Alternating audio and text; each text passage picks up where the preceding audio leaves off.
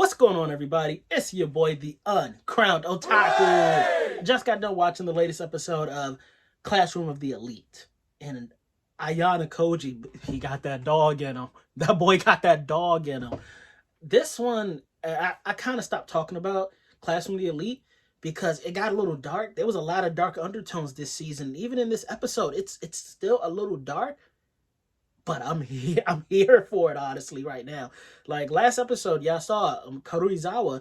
She was low key being tortured, and I don't know how the school's okay with that. Of course, they're not okay with it, but they clearly know like kids are circumventing the system to do this kind of stuff.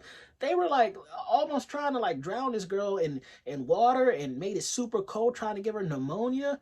And Ryuen was literally dead set on destroying this. I don't want to call her innocent, but this young lady.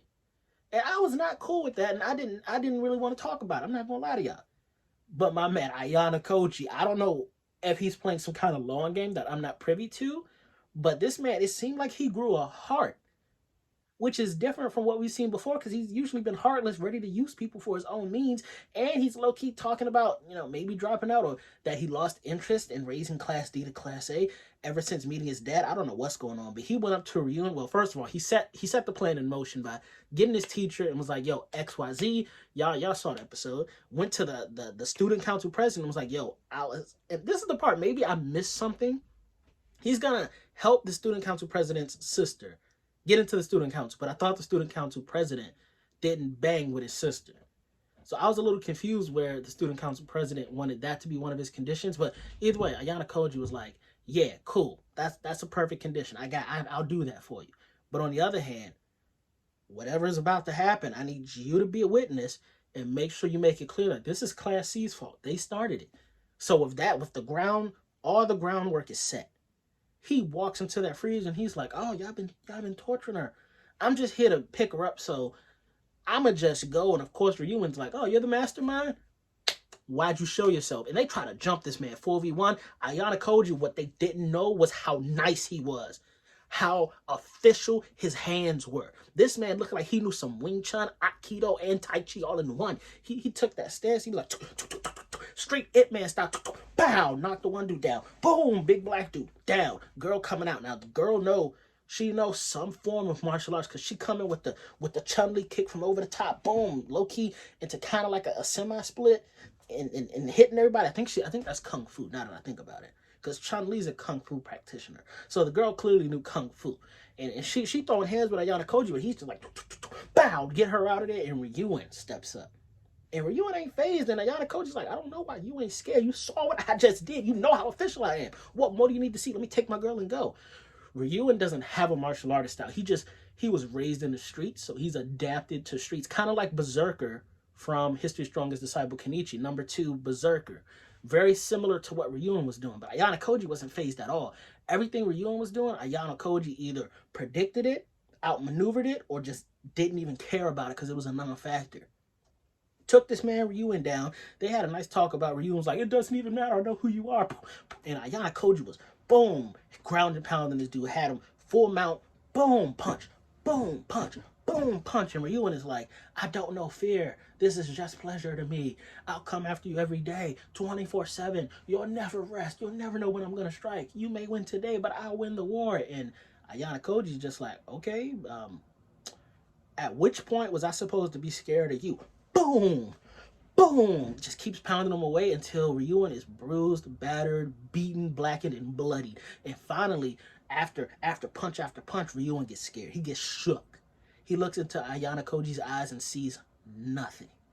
Just a pure emptiness, and I think that's what scared him. And Ryuen screams out, and Ayana Koji's like, finally, you know some fear. Bow! Hits him again. My God. You see the blood go... And he rescues Karuizawa, and he admits he was using her the whole time, but he went from being a scumbag, he acknowledged he was a jerk, to at least promising her that, hey, no matter what, from now on, keep in mind, if you're ever in any situation, big Ayana Koji gonna come save you. That's a promise on me, big Ayana Koji. I got you from now on. And I don't think those were hollow words. I think he meant that from what little soul he probably has. And if I was Karuizawa, after seeing the way this man just laid down 4 official fighters, Oh hell yeah, I'm feeling complacent. I'm feeling safe. I do whatever I want in that school. Who gonna mess with me? Who gonna mess with me? Big Ayanokoji gonna come see you with them hands, and you don't want that in your life. But now, next episode, we're gonna have to deal with the fallout of all of this. What's gonna happen to Class C? Their four heavy hitters are incapacitated.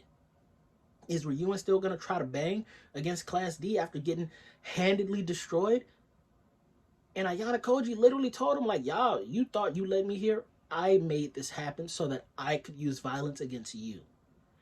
He made Class 1C, I think it's 1C, he made Class C attack him first so that he could fight back, and it's all in self-defense, so he will not be penalized for any self-defense.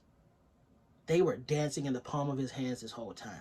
Ayana Koji letting her go through that. I don't know if he let her go through that torture that long on purpose or if he didn't know what they were gonna do to her. But he a cold piece of work. But at the same time, when it comes to them hands, he a cold piece of work. You feel me?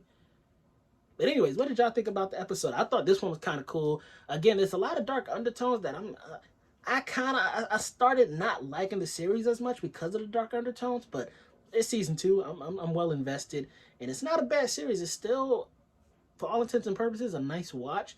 I need them to get back to the class versus class battle. We've been focused so heavily on D versus C. I need it to be universal. You feel me? I need it to be a lot less inside class betrayals, because low-key that still makes zero sense. Why would you try to betray your own class? You're just gonna ruin it for yourself in the long run. Less squat for you.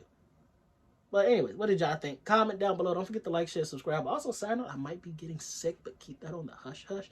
You see, I got my Demon Slayer blanket. I be cuddled up, but after watching that episode, I had to talk about it. I had to get my thoughts out. It was crazy. But send me some well wishes. Hope I'm not coming down with the sickness. Maybe it's just a slight cold and I can recover overnight. It is what it is from drinking my ginger ale, trying to stay as healthy as possible. But shout out to the Uncrowned Kingdom. Uncrowned Kingdom, I've been your boy, the Uncrowned Otaku. That's the fire that keeps the kingdom safe. I forgot to do something I wanted to do in the video. I'm gonna tell y'all anyways. I got the I love the Tekashi 69 sound effects, and I wanted to throw that in every video I did. And before I hit play, I was like, I'm gonna use it in this video. When Ayanokoji was punching Ryu, I'm gonna put in the Tekashi. I didn't do it, and I'm not gonna do it now. This would have been the perfect time to add it in, but I'm not. I'm chilling. Like I said, the fire burns forever. Y'all be easy.